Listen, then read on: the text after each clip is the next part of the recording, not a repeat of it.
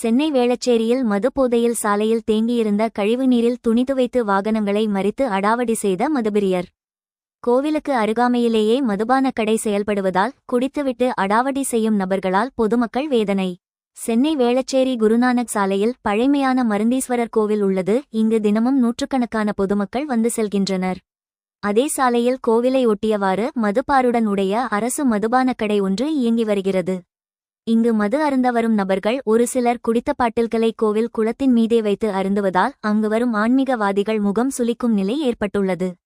இந்த நிலையில் நேற்று இரவு அங்கு மது அருந்த வந்த நபர் ஒருவர் போதை தலைக்கு ஏறிய நிலையில் தனது சட்டையை கழற்றி சாலையில் தேங்கியிருந்த கழிவுநீரில் துவைக்க ஆரம்பித்தார். பின்னர் அதே துணியை காய வைக்கும் வகையில் சாலையில் ஒங்கி அடித்துக்கொண்டே வரும் வாகனங்களையும் வழிமறித்தார். இதனை கண்ட வாகன ஓட்டிகள் செய்வதறியாது காத்திருந்து சென்றனர். இதனால் சிறிது நேரம் போக்குவரத்து நெரிசலும் ஏற்பட்டது. அதன் பின்னர் ஒரு வழியாக அந்த மதுபிரியர் தனது சட்டையை எடுத்து தோள்மேல் போட்டுக்கொண்டு அங்கிருந்து சென்றுவிட்டார்.